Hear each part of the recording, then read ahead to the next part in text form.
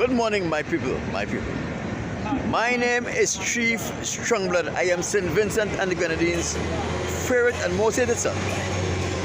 I am the diaspora machismo, my people. All in all, it has been another beautiful day for a protest. And I enjoyed every moment of my protest. Let me first remind you, the front of my sign says, I don't want the white man's money, the white man's woman, the white man's friendship, and or the white man's fame. And the reverse of my sign says, white man, why have you re-enslaved the African American, the Latinos, etc.? All in all, it has been another beautiful day for a protest, and I enjoyed every moment of my protest. There has nothing been anything particular important that I should bring to your attention as it relates to what transpired while I protested.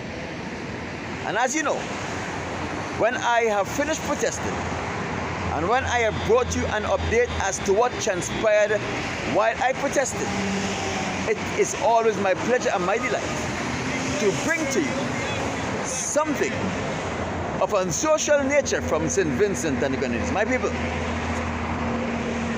this week on social media, I saw someone put up a post as it relates to St. Vincent and the Grenadines. And in a nutshell, that post was speaking about how Ralph Gonsalves is turning Vincentians into beggars and think that that is how you administer a government. And the person who put up that post, they would have known Ralph Gonsalves all of their life. They, like me, would have been exposed to Ralph Gonsalves from a child.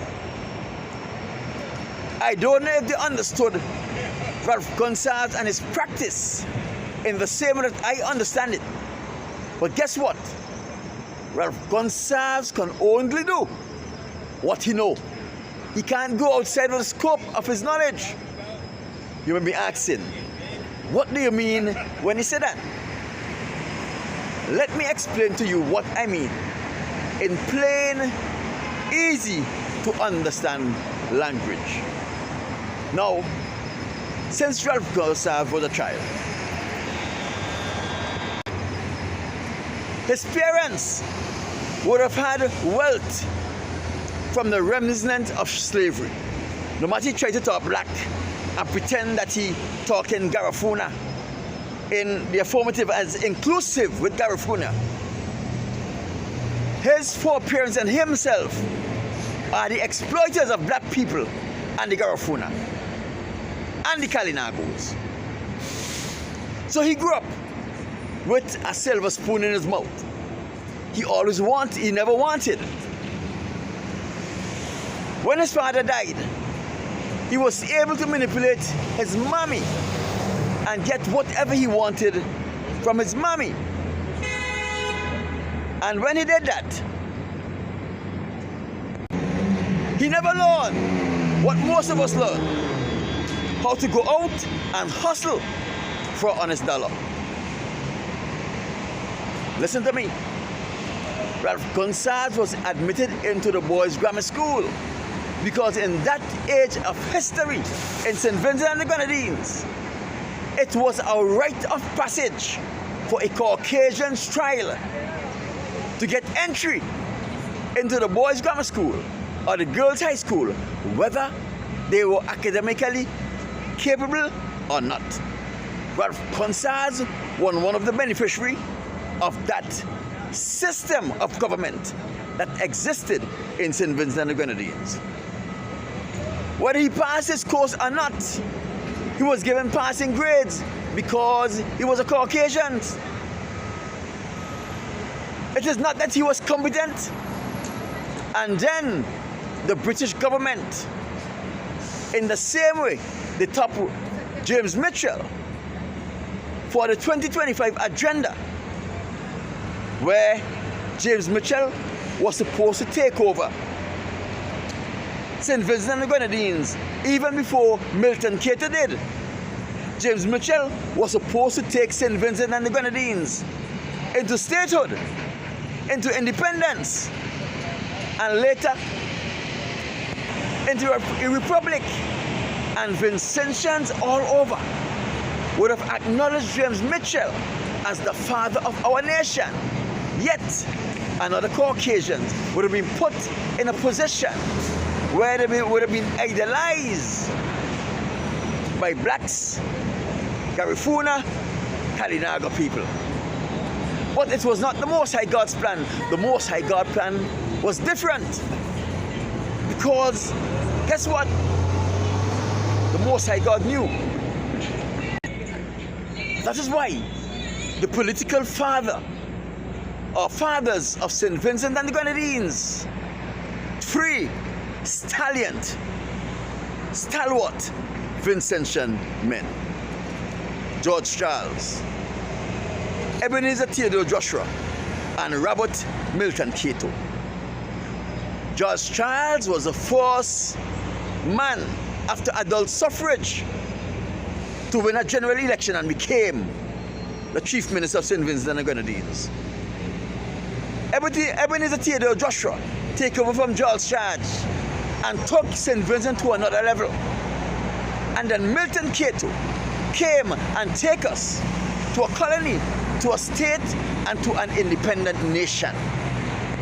It was the white man's intention to use James Mitchell and Ralph Gonsalves to secure the enslavement of the black people, the indigenous people, the Garifuna and the Kalinago, to accomplish the agenda of 2025. I said all this to say that Ralph Gonsalves does not have a PhD or a degree in law that was obtained like the regular people does, like Dr. Adrian Fraser did, like Dr. Michael Denny did, like Dr. Steve Clutt did, like Dr. Bronte Liverpool did. Ralph Gonsalves' doctorate was a gift from the British government to give him credibility so he can come back and do what James Mitchell did not do. That is why when James Mitchell invited Godwin Friday back to St. Vincent and the Grenadines to replace him as the leader of the new Democratic Party, James Mitchell bestowed upon Dr. Friday, Godwin Friday, a doctorate. He started calling him Dr. Friday. And so that the people will think that Dr. Friday has a PhD in something, but he don't.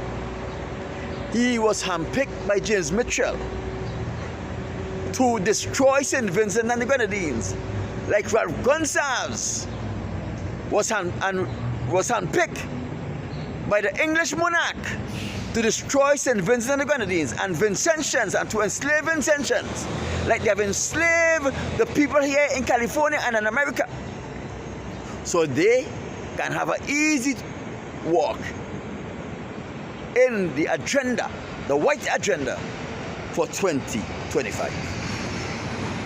My people, so Ralph Gonsalves was never accustomed to work for what he wanted. He depended on his mommy. It was his mother who always take care of all of his bills. Ralph Gonsalves was running a private law practice for many years. He never was able to pay his bills. He couldn't pay his secretary, he couldn't pay his light bill, he couldn't pay his rent, he couldn't pay his water bill, he couldn't pay his phone bill. Because whatever money he made in the practice had to go to people like Yvette in Bottomtown for his exploitation of her young daughter, Pinky. And he had a lot of people who he was paying out money to, so he never really was able to turn a profit.